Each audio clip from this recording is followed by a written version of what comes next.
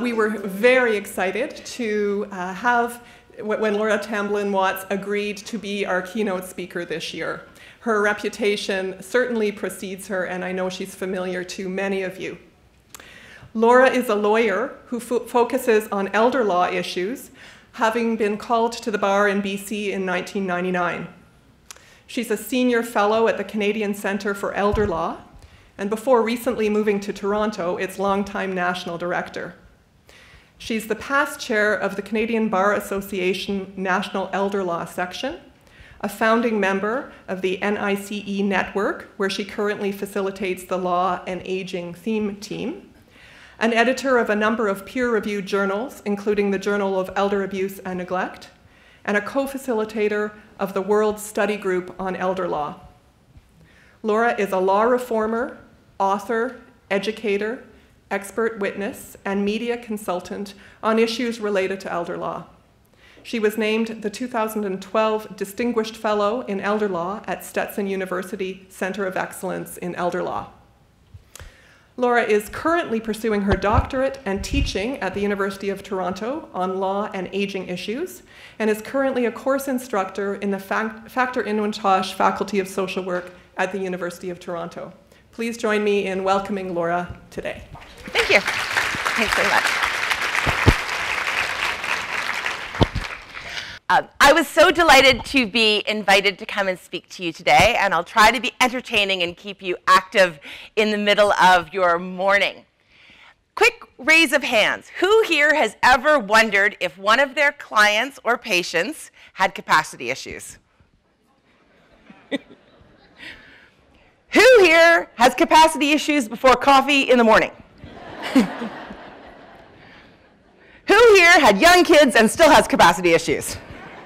Yeah. I had 2 kids in diapers. They were so small, I couldn't think for about 3 years straight. So part of what we're going to talk about today is capacity. We're going to talk about it in terms of what it means in law, and I'm going to try to demystify it to you. But I want to warn you ahead of time. It's really easy to talk about it. It's really hard to actually deal with the question when it's in front of you, and you already know that. So I'm hoping that at the end of our talk today, you'll have learned some aspects of the law of capacity and kind of how it will apply to your practice. So I'm not going to be super theoretical. Rather, I'm going to talk about it, giving you some of the theory, some of the law, but really talking about it like, how do you do it? How do you know? And part of what I want to talk about is the gray zone. And I think it's kind of important to normalize right now how difficult it is to do the work that we do. This is a quote that I was asked to give on a talk not that long ago. And for those of you who, like me, have their eyes going, it says, "Laura, could you give a talk to us, please, about understanding the laws and ethical obligations of allied health professionals relating to reporting elder abuse and neglect while balancing a senior's right to live at risk with personal and professional concerns around safety and abuse?" I said, "Fantastic, how long?" And they said, "Maybe like 15 minutes. Okay, I said, let's try that. So we're not going to completely cover that today, but I'm going to start off just by framing out the differences between law and ethics. We hear those terms lots, right? And for those of us who are engaged in research or have ever been engaged in research, there's nothing worse than trying to get ethics approval. Who's ever tried to get ethics approval? I'm so sorry. Isn't it awful? Anyway, so we spend time trying to figure out whether it's an ethical obligation, a legal obligation, a practice obligation, or just something that kind of makes us worried. So this is a really kind of quick way to talk about law, policy, and ethics. A policy is something that someone else wants you to do, right? We've all got that. There's your policy manual. We want you to do that thing. Ethics is stuff that you ought to do, and law is what you are obliged to do. They may all actually be the same thing. It would be great if they were all the same thing. Sometimes they may not be so easily discerned. Or there may not be a law, but there's a policy, and you're trying to figure out whether it's right or wrong. Or you may think that there's an ethical challenge and no one has ever really thought about it before because it's a new issue. But I just kind of wanted to lay out what I mean by policies, laws, and ethics at the beginning. And the second thing I wanted to just talk about with ethics is, it's really hard. It's really difficult working in this gray zone. I said that we're going to talk about capacity. It's one of the most challenging areas to talk about. It's one of the most challenging areas to actually work in. But when I tell you about what the legal test is, it sounds simple. It sounds like anything any elementary student could do. And that's the dissonance. What I can say is that knowing the frameworks help. I think knowing the legal frameworks really help. Because when it comes down to it, if you know actually what the law says, you get a big sense of relief. When I teach at the University of Toronto, I think I've become somewhat famous, maybe infamous, definitely famous, for making my students put together a binder. And I hand out the legislation to them. And I hand out regulations. And they kind of look like this, saying like, I don't know about that. I do social work. And I said, that's great. Fantastic. This is the stuff that will make you sleep well at night.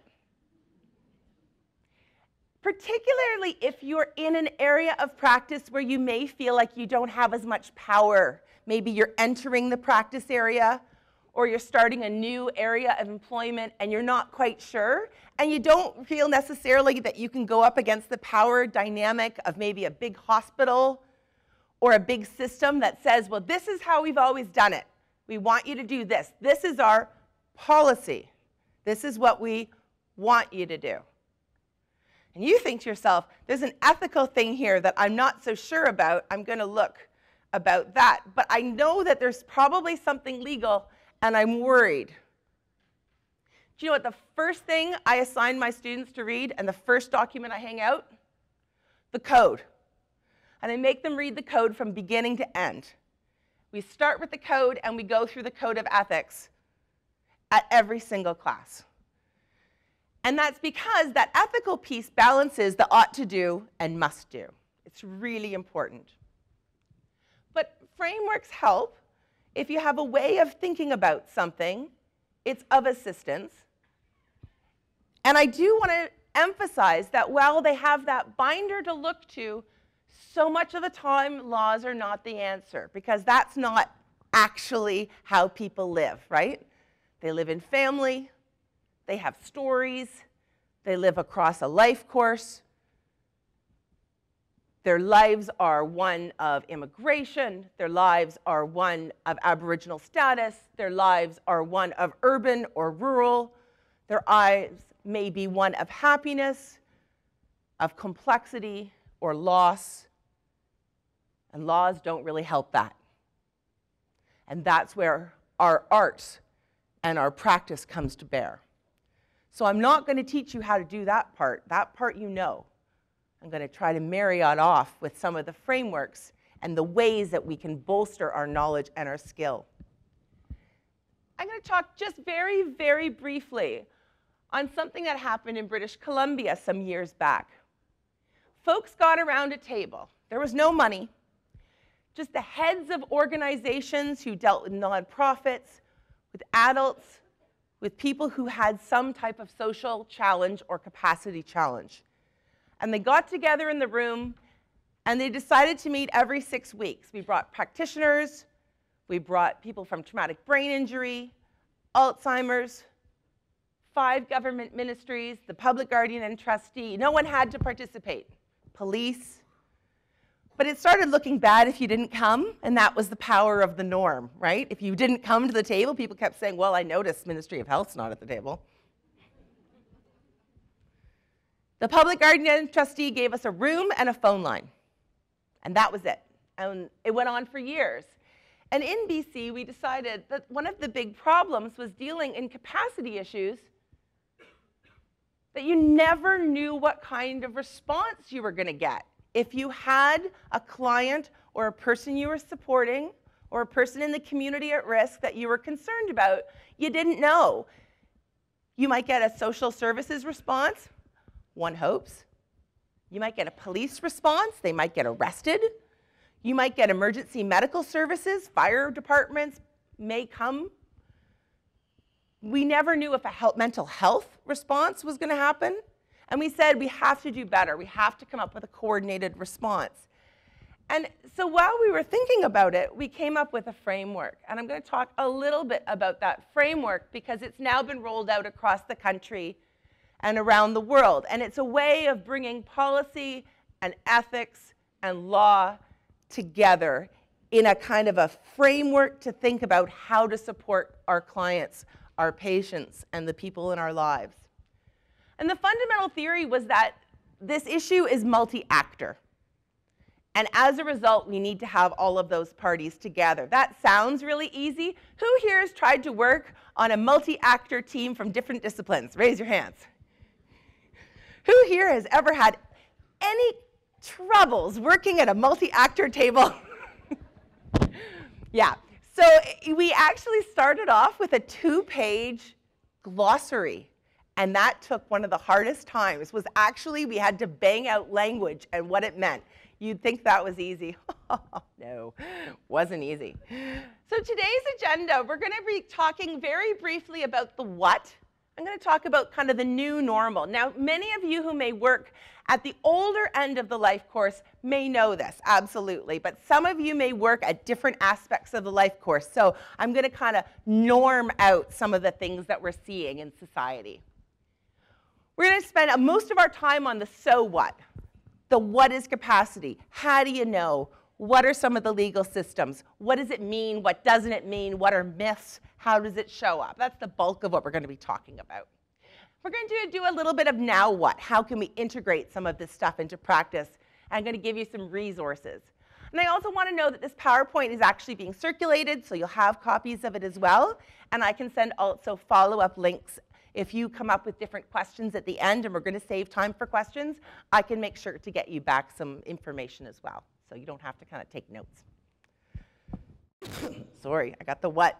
The what, besides my cold, is the new normal. Now, I just want to say this. I've told my students, please, whatever you do, do not start your essays to me by telling me that the population is rapidly aging. Anyone know every morning the CBC, population of Canada is rapidly aging. Let me be clear. The population of Canada is not rapidly aging. We are all getting old at exactly the same pace we were yesterday. It's not faster on Wednesday. It's definitely slower on Monday, I get you that. And I admit the gray hair is starting to come in, but as far as my understanding is, we are all moving through the time and space in the universe in exactly the same way we were before. This is not a tsunami. Everyone hear the silver tsunami? Do you ever have this vision of this kind of wave of zombies and like demented people coming at you? This is what we call apocalyptic demography, and it's mostly nonsense. But what is real is that our entire population's cohort is aging, which, speaking as somebody who's aging at exactly the same pace she aged yesterday, I'm glad, because if I don't age tomorrow, it means I'm dead. So it's a good thing that we're aging. But it used to be about 1 in 13 people were over the age of 65. We're about 1 in 8 right now. And internationally, we use about 1 in 4 as the benchmark. I don't know why we use 1 in 4, but we use 1 in 4. Japan and Germany are already at the 1 in 4 people over the age of 65. And this is just for sheer fun. Anyone know where we got 65 from? Yeah, Otto von Bismarck. Yeah, so when we think about some of the structures and aspects, we have to challenge them. So when Bismarck won the war and he became the politician as opposed to the general, his military leaders came to him and said, your armies would like a pension. Ah, he said, a pension, you say. What's the average age of life? 42. Okay, now for you people who do statistics, that's skewed because you didn't have a very good chance of making it to age 5. But if you made it to age 5, you were likely to make it to about 60, okay? He says, what's the oldest serving person we have in our military? 67. He made it 75 for retirement. And then after 10 years, when he needed a political win, he lowered the age to 65. That makes us essentially, if we were transferring that data to today, you'd get your pension at about 108. Based on the stock market, I am getting a pension at 108. So when we think about these things, it's important to understand that we have these built-in stuff that doesn't really make sense in society. Right now, we have a third of our life over 65, or approximately that so. But our mental health and addictions are also a new normal. We spend a lot of time now thinking about that. That's been a great success, talking about it. And our, looks like this. We got that cohort aging. By about 2041, across Canada, will be 1 in 4. And these are some of the impacts of dementia. And I'm only choosing dementia. I'm not choosing all other forms of capacity issues. Anyone here ever have more than 3 drinks in one night? Anyone plan to have more than 3 drinks tonight? I'm on an airplane tonight. You know I'm going to. And when we think about capacity, capacity changes, doesn't it? Right? So you wouldn't be driving your car after 3 drinks because you wouldn't have the capacity to do that, neither legally nor probably any other kind of capacity to do so. So I'm not talking about that stuff. I'm only talking about dementia. But the dementia numbers are pretty impressive. We know now there's about 500,000 Canadians with just dementia, and it's going to double within a generation. And that's notable enough. But we spend about $15 billion on services for people with dementia. Anyone here think that our services with dementia are good enough in Canada? So $15 billion to get what we have now. Without improving services, it's going to tenfold within 1 generation. And the bottom one is really a big piece of what we all do. The caregiving hours now are about 231 million caregiving hours just for people supporting folks with dementia. And within 1 generation, that number is staggering, 756 million caregiving hours. And you know where that's coming from, right? It's not coming from social services. It's not coming from increased health. It's coming from family, caregivers, and who are supporting those people, right? So this is our future. But it also means that this is us too. So if you look around your table and you think about 1 in 8 people will be over the age of 65, it means that our doctors, our nurses, our social services, our volunteers, our family, our friends, everybody is aging at exactly the same rate. And it looks like this. If for folks who are visual folks, that's the age. So over 85, it gets to about 1 in 2. And for those of us who are working in long-term care settings, not to say that most older adults are in long-term care, they're not. But for those in long-term care, most are over the age of 85, and most have some form of cognitive impairment. Okay, so why do we care? I just want to layer this just with a bit of elder abuse awareness. It's not the focus of this talk. But June 15th is World Elder Abuse Awareness Day, and I'm really proud at how well we've got the message out. And the awareness levels in about 2009, according to a study done, says that about 71% of people became aware of elder abuse by 2009, but that's about 91%, and that number's wrong, it should say 2011. And so elder abuse is layered. And as we know, people with cognitive impairment can be more vulnerable to abuse. Again, who ends up trying to solve that stuff? Right? That's us. Okay, so the bottom line, capacity issues aren't going away. Everyone's getting older, resources are fewer, And it's more important that we have skills in this level. Everything is going to be complicated. And so as a result, looking back at the system that we had a little bit established in BC, we looked at this sort of functional multi-actor approach, and we thought common understandings about what capacity means is the most important first thing. Because when we did an analysis of everything that people had different understandings of, capacity was the most confused. So I'm going to show you a little framework that was created in a little bit. And it layers the idea of capacity and social vulnerability together. And we're going to talk about thinking about capacity issues interrelated with social vulnerability.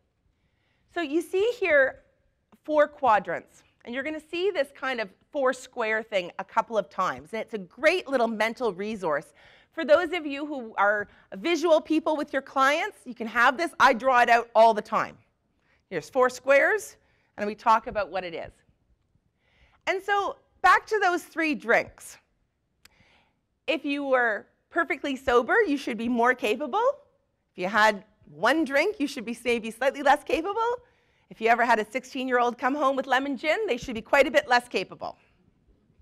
I have 3 teenagers. Did I mention that? Social vulnerability. If you're walking down the street, your own home street, you're walking with friends in the summer, light out, you know where you are, you've got money in your pocket, you have a home, you have relationships, you're safer, right? You're less vulnerable. That same person may be walking down the street at night that they don't know. They may have no money. They may be homeless or at risk of homelessness. They may be subject to abuse or at risk of abuse or in fear. They may be scared for all kinds of reasons. They may be in poverty. They are more vulnerable. It sounds easy. But when we're thinking about it this way, it's important to understand, and we're going to come back to this in our teaching, that capacity is affected by social vulnerability. Think about your clients who are in trauma. Are they as able, are they as capable to give you a history? Are they as capable of understanding and appreciating the information you're trying to impart to them? Probably not. If they're unwell, if they're sick, you're not going to be able to. So it's important when we think about supporting capacity that we're also thinking about reducing vulnerability. Okay, let's talk about what it means in law anyway, and what it doesn't mean. So capacity, this is the easy test. That's hard to do in reality. So capacity is really twofold. And this is across the country, and this is the fancy legal test. It's the ability to understand information that affects the decision you're going to make. You don't have to understand decisions outside of what you're trying to think about. You just have to understand the thing that you're trying to decide. So it's a narrow decision. The ability to understand the information, essentially evaluate it, and appreciate the data. So let me give you an example of what's not good enough. My grandmother, who had dementia, was also diabetic, okay? So when she saw the nurse come at her with the needle for her insulin, she would do this. Okay. She appreciated that the nurse wanted to put the needle into her, but she did not understand why. And she couldn't understand that she needed the insulin to be better. Failed that test. By contrast, I had a client I was supporting with schizophrenia. And the client, if you asked what schizophrenia was, no problem. They could tell you, well, at the time it was the DSM-4, they could give you letter and rhyme about schizophrenia. No problem. They could tell you everything that you needed to know. If you asked how schizophrenia affected them, they looked at you and said, not at all. I'm not schizophrenic.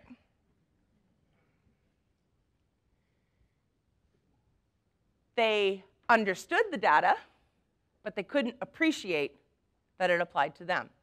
You have to understand and appreciate. And it's important that we think about capacity. It's capacity to decide something. So capacity to make a power of attorney.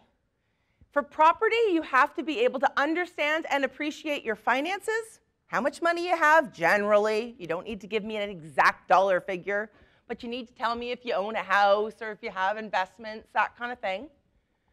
And you need to appreciate that if I give somebody else the power to make those decisions, that they're now going to make those decisions, not me, and that they could abuse the situation if it came to it. If I'm going to make a will, I need to understand that I'm going to pick somebody and dispose of my assets and pick somebody to organize that. If I'm going to get married, and this is a trick, do you think that the test for marriage is high or low? What do you think? Who said very low? It is one of the lowest capacity tests you can have. Your capacity to marry is just about a heartbeat. Like, it's not actually very high. So what about the capacity to divorce? Anyone want to guess? High or low? High. So you can get married, but you can't get divorced. Financial, high or low? High. Okay, so wait this. I don't have the ability to dispose of my assets or run my finances because I don't have the capacity to understand and appreciate my finances. But I have the capacity to get married. What happens when I get married? The finances get changed, don't they? But then the marriage is bad. Can I get out of it? No. So when we think about capacity, we're always asking capacity to do what? We're often talking about capacity to make a life decision around housing. Who gets to decide where I live? Me or someone else? Money, health choices, or personal choices. Those are really the big ones that we face, but it's also capacity to give somebody else authority to run my affairs. So capacity increases, it fluctuates, we talked about that, and it can be affected also by social vulnerability. It can also be affected by things like a urinary tract infection, right? Some sulfa drugs and cranberries can fix that right up, and then you're much better than you were before. It can be affected by stigma. It can be affected by your ideas and your barriers. In the end, we're really talking about consent. Because when we're talking about capacity, we're talking about capacity to do what? Capacity to give consent. So I want to give my thanks to Mark Handelman, who's a wonderful lawyer and a bioethics guy in town, and he put together this slide for me talking with some of his doc friends. And I said, I want to explain to people what informed consent can mean in a sharp way. So this one actually says, as a result of a CVA, your dad suffered anoxic brain injury, leaving him PVS. We're going to palliate him, okay? Yeah. And I'm blinking. How about this one? If your dad's heart stops, do you want us to perform CPR? Better. And I said, but can you tell me what I should really be consenting around? Like, can you tell me what it really means, the guts of the thing? He says, oh yeah, no problem. It's actually this. If your dad's heart stops, do you want us to pound on his chest, probably breaking his ribs and his sternum, against the 2% chance that we can restart his heart and that we'll be able to break more of his ribs again tomorrow because his heart is going to stop again and we can't cure him anyway? And they say surgeons have no bedside manner. We really need social workers. This is a slide to say, boy, we really need social workers. I don't like any of these, but I understand the last one best. I like the sound of the middle one best. But if I'm going to give consent, I have in my mind, you know, ER and Saving Hope and, right, all these great TV shows where they call code and they rush and they do the paddles and then it cuts to commercial and people clean with Javex for a while. Then they come back and he's fine and his twin came back from years away and they move on. But it's really number 3, isn't it? It's really number 3. We really need social workers. We need better words for this. But when we're talking about capacity, we're talking about consent. And when we say consent, we're saying consent to do what? Okay. I'm going to show you some of the legislation. I'm not going to belabor it because you're getting the materials in the handout. And I know all of you love to read legislation, don't you? Admit it. Come on, you can't help it. But I have flagged for you the sections of the legislation in the materials so you can see what they are. And mostly we deal with 2 pieces of legislation. One's the Healthcare Consent Act, and one is the Substitute Decisions Act. And this is the fancy way of saying what I said before on the slide. Understand and appreciate. And when we're going to admissions, because admissions is one of those areas that's more and more a question of capacity, isn't it?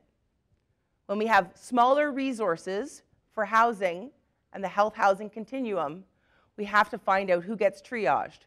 And you have to figure out who's going to go where, and then the person has to themselves decide how to do it.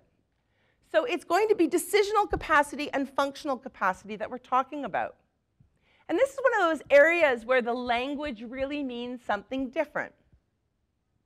So a functional capacity assessment may be, can Mrs. Jones get up and walk across the room? Her ADLs, her activities of daily living, are supported well? Can she bathe and shower herself? Is she going to slip? Is she able to do that functionally? Can she get back into bed? How's her toileting? Functional capacity assessments. Can she eat? Can she move? Can she engage? And often those can be done by a variety of healthcare professionals, such as an occupational therapist. They're not the only ones by far, but that's a functional assessment. But we're talking about decisional capacity, the ability to make the decision. And if you are a capable person, you are always allowed to make foolish decisions. I like shoes. Anyone here like shoes? I really like shoes, so I'll show you my shoes today. Right? For those of you who see them, they're silly. I almost always wear silly shoes. And I tell people, when I'm 85, 90, and if I'm in long-term care and I have a choice between wearing really great shoes or really ugly shoes that are healthier for me, my life isn't worth living with the ugly shoes. I once supported a guy, and I was helping him with a placement, and he said, you know, I said, do you have any values, wishes, and beliefs? And he said, look, I don't really care. I'm not going to really understand it, but I ask for one thing. I said, okay, pen, chart, everything, right, pen. I don't want to be in any long-term care that plays country and Western music. And I looked at him, I thought, like, really? I said, like, quality of care, do you want to be near gardens? Are you concerned about family members?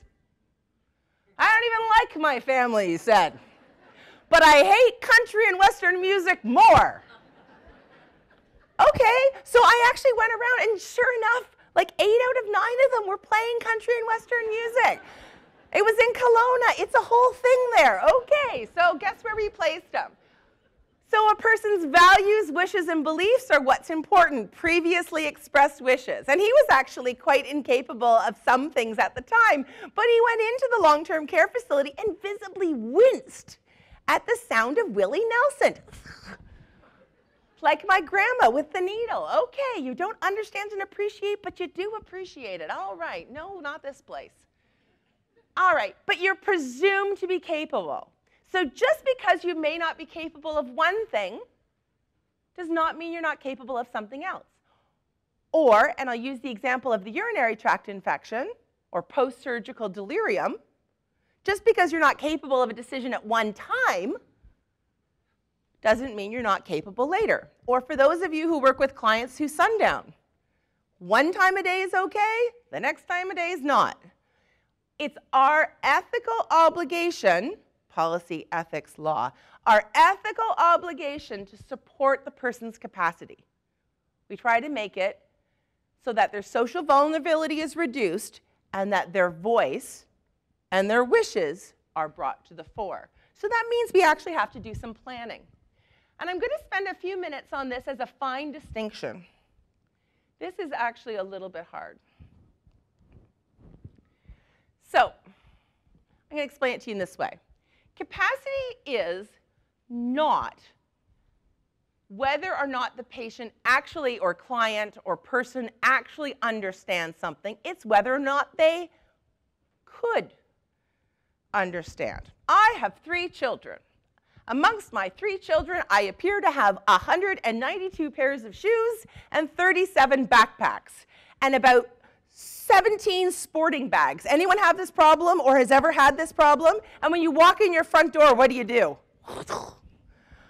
So I believe my children, who people tell me are smart, I believe they have the ability to understand that they should put away their shoes and their backpacks in their rooms. I believe it. I do.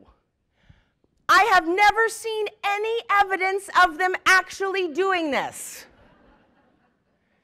So when you think about the people that you're supporting, just because they could understand something, that's what you need to know. Not whether they agree, not whether they do the good thing, like the orthopedic shoes, right? Not whether or not they make that decision. It's just whether they could understand it, not whether they are actually doing it.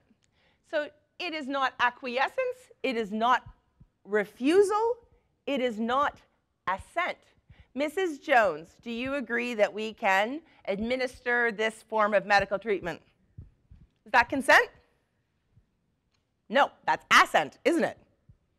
And in Micronesia, this means no. To have consent, to be a capable decision, you need to have an opportunity to ask questions.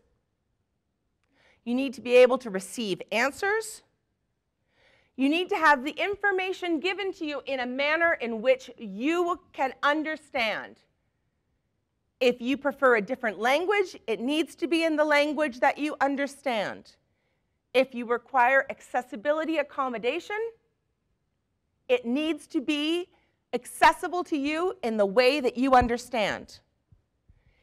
If you're getting those 3 versions of asking about CPR, it needs to be the way that you understand. If the person that I was asking was also a surgeon, the first one was probably fine. But if you weren't really a surgeon, it's probably not fine. The last one may be so shocking to people that they may not be able to understand because they are in trauma at what you've just said. So we really do need social workers. There's a returning theme. Section 15 of the Healthcare Consent Act, this says you can be capable with respect to some treatments, but not others. I just wanted to show you where it is in the law. And it's time specific. So you may be capable at one time and not the next. Remember I said you'll see a box that comes back and you can draw it for anyone? The last box we talked about social vulnerability. Okay, so think of that as the vertical axis here. And the horizontal axis. We're on this side of the street. But at lunchtime, you think to yourself, I really want a latte. I'm going to go across the street to the Starbucks. Fair enough. And you go across the street. Well, yesterday it wouldn't have been the TTC to hit you, but today,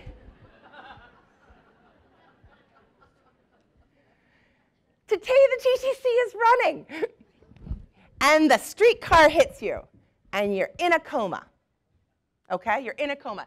That line, that's you being hit in a coma. Perfectly capable on one side, perfectly incapable on the other side of the street. They scrape you off, They take you to the university healthcare network, and someone's going to have to make a healthcare decision for you.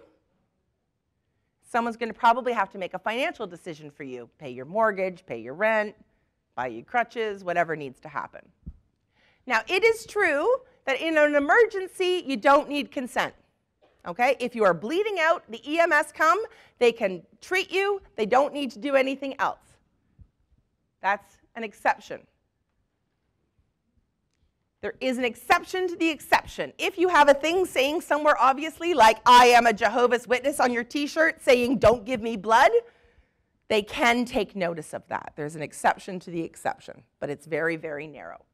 Because you want EMS to respond. But after that, you need to have somebody. I'm really happy, I'm going to send a lot of materials around to you as well, and in the links, that talk about who are all the people. But I'm just going to flag it for you now in a minute, okay? It's kind of a different talk. But if you pick that power of attorney, if you pick somebody to be your decision maker, that's the first on the list. Makes sense.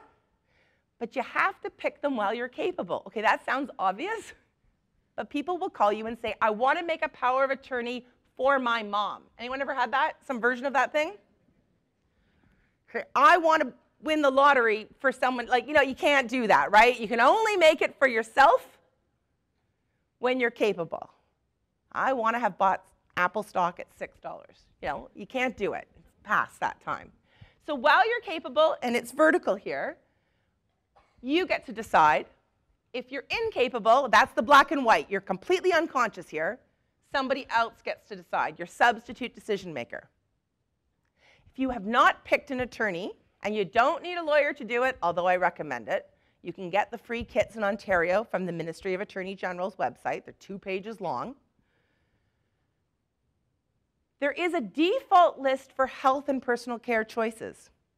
It's kind of who you'd expect, right? Spouse first, common law is fine, same-sex fine, it's your spouse. Children over the age of majority, parents, siblings. Who here has more than one child? Who here has children who agree on everything? I've never had anyone say yes to that. So this is part of the concern. You say, well, it's good enough. It'll go to my spouse or my kids, right? My kids can't agree necessarily on what to have for dessert, let alone necessarily if they're worried and in grief and traumatized to make a decision. So what happens if there's no one picked? The reality is they're going to ask whoever comes first on that list. That's the reality. The reality is they may not know about the list to begin with and may not have had training in healthcare consent. Yeah. In finance, this is the piece many, many people do not know. For property, and when I say property, I don't mean real estate, I mean the stuff that you have, right? Your jewelry, your money, your car, your investments, your house. If you have not picked an attorney pursuant to the legislation, again, 2-page form, it's a free document, I prefer you get legal advice. It actually does not have a substitute list. It goes to the public guardian and trustee. Do you know how much they want that? 10,000 calls a month. They do not want your stuff. They don't want your client stuff. And what they're going to do is try to find the first person that can fill that role. And so it may not be who you want. Now, anyone here play bridge or euchre? You know a trump card? Okay. Trump card's the court. That makes sense. If something's been challenged, if something's going wrong, if there's abuse or they can't find somebody, then you can get a guardianship. Want to guess how much a private guardianship application costs to go to court? How much? 800. Okay. Anyone else want to guess what a private, and not a contested one, where one person wants to go? Private lawyer, anyone want to guess? No, not the filing fees. To actually have a lawyer to hire, the legal fees. 10,000. Any other guess? 50. An uncontested application for guardianship, 30,000 is not unreasonable. Contested, I've seen 100,000, 150,000. Now, there's got to be enough assets to worry about, otherwise you're not getting anywhere. I've seen them as low as maybe 3,000 or 4,000. That's really cheap. And that's really, in a place where the lawyer is kind of giving you a deal. You don't want to end up in court. So it's important to understand that if your clients ask you, if your people ask you, what about these powers of attorney, they do play a role.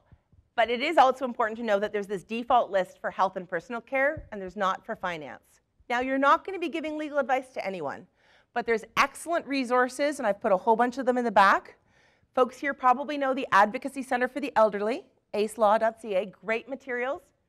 Attorney General's got an amazing set of materials on their website and in hard copy that you can get in English and French, and some of the materials in many, many other languages as well. Lots of people will be happy. But I just want to before I conclude, I just want to re-emphasize something. I don't like the word vulnerability very much.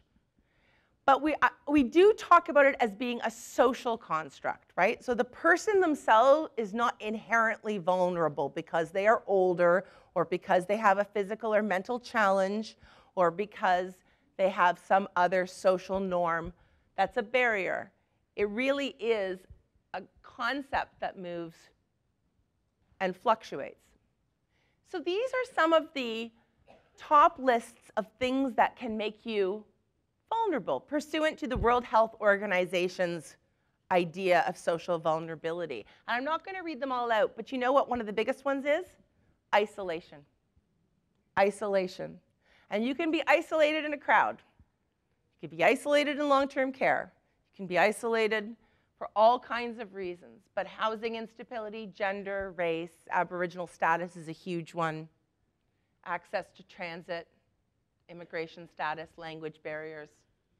So when we're working on these issues with people, thinking about capacity, we also have to think about supporting them to the degree that their social vulnerability is reduced, and that will allow their capacity to increase, which will allow them to make a legal decision about something that affects their life. And they're not determinative of each other.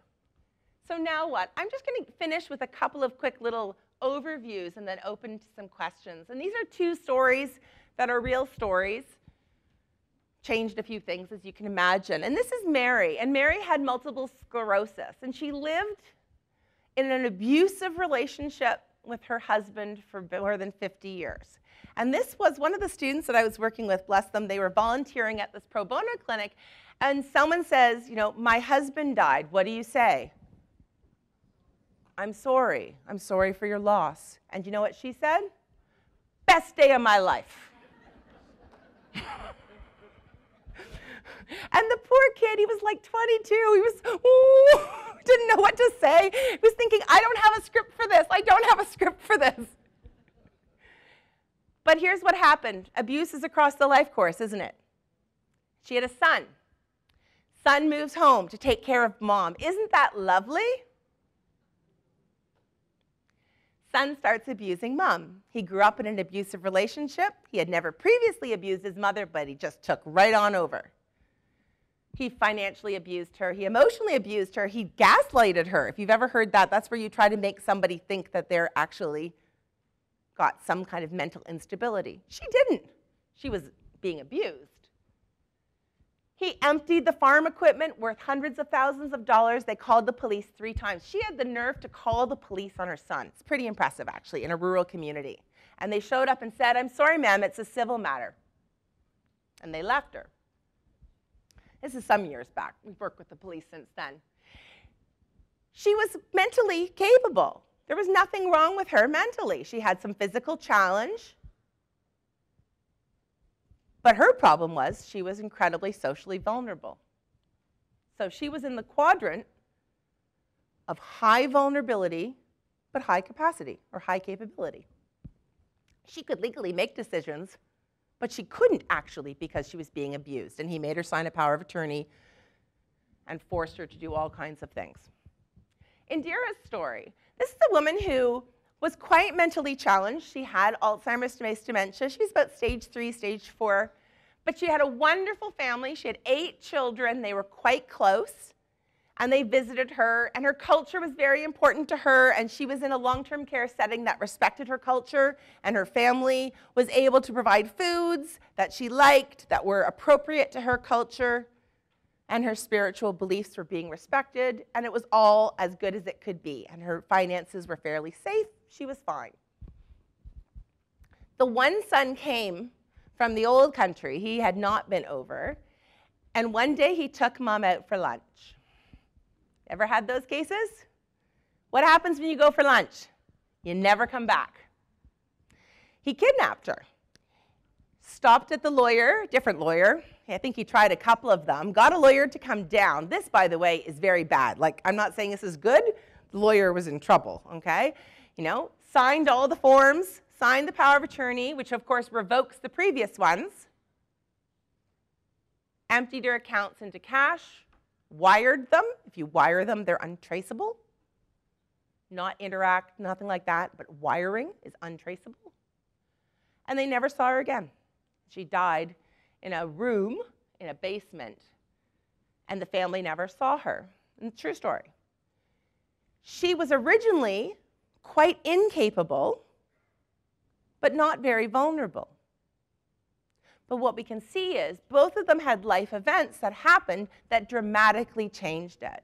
And so in BC, they started using this sort of plotting that we saw to kind of mark where they were and ask some key questions, because day A was quite different from day B in the life of Indira. And for Mary, it's a good story. It finishes really well. Actually, we got Mary some supports. She sold the farm. We got the money back. The son, in fact, got arrested. And she moved in with some of her very dear friends, and she went on to lead a very full and very healthy life. It's a very good story. And you know who rescued her? The local social worker. So to conclude, I always say there's 4 main things that you need to know about your client when we're thinking about capacity and consent. You need to know the context of the issue that's come up. Is it a one-time thing? Is it an ongoing issue? The context of Mary's relationship with her husband was 50 years of abuse. The context of her relationship with her son was a month or 2 of abuse. But the context was also that she was very deeply Catholic, and she was very ashamed, and she was a very correct woman. The culture plays into it. So again, it may be her culture, it may be the culture of secrecy, it may be her community's culture, it may be the culture of a long-term care facility or a hospital that you need to think about. Continuity. As social workers and social service workers, and I might add, the social worker was supported by social service workers who rescued her. The continuity. Is it a social service worker who's going to be working throughout? Is there going to be a long-term relationship with that social service worker? Is there going to be a short relationship with the social worker? Is there going to be a long-term relationship with a social service worker working with a long-term care facility? Is it a one-off? Are you doing triage? Are you referring? And what's the capacity? And the capacity is not just the capacity that I'm talking about that we have spoken about. It's also our capacity as social workers, as social service workers. Do you have the capacity to help? Maybe you don't. Do you know someone else who does? Can you refer? Can you be supported? And self-care is critical. You know, you can only do so many of these cases without having to build your own support network. So I usually use this as a little checklist. Do we have all of those things? In your resources, you'll see I've given you a whole bunch of different places to go and other materials and hyperlinks, etc., which you'll have as well, all of which you can use to find it. And I can always be reached here, and they can get me through there. But in the end, the most important thing I want to say is this. Social service workers, social workers, the work that we do is the bridge, is the space in between the what people want you to do, what you should do, and what you must do. And so for that, it's a really hard job, and I want to thank you.